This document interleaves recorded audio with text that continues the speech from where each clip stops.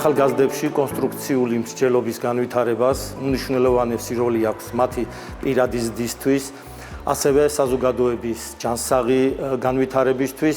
დიახაც, ახალგაზრდებზეა დამოკიდებული ჩვენი ქვეყნის მომავალი, ამიტომაც ახალგაზრდებს უნდა შეუქმნათ გარემო, რადგან მათ მოისმინონ სხვადასხვა მოსაზრებები და ინტერესები, მათ უნდა იცოდნენ საკუთარი გადაწყვეტილებების მიღების შესაძლებლობა.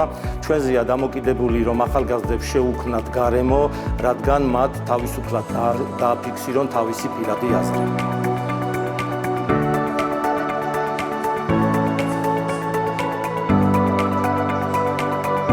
პროექტში ძალიან კარგი ადამიანები მონაწილეობდნენ, რომლებიც გავიცანით და მომავალში აუცილებლად ვიურთიერთებთ მათთან. ასევე ახალი ცოდნა შემძინა დებატების მხრივ, რადგან აქამდე დებატები ჩემთვის უცხო რამე იყო და არ ვიცოდი თუ როგორ მედებატა. ახლა კი უკვე დებატების შესახებ საკმაო რამ ვიცი, რაც მომავალში აუცილებლად გამომადგება.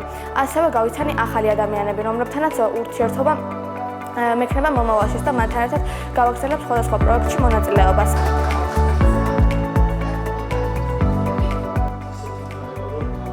პროექტის ფარგლებში გადამზადებული ახალგაზრდები, რომლებმაც უკვე შეისწავლეს ფორმალური დებატების ტექნიკა, ისინი მართავენ საჯარო დებატებს.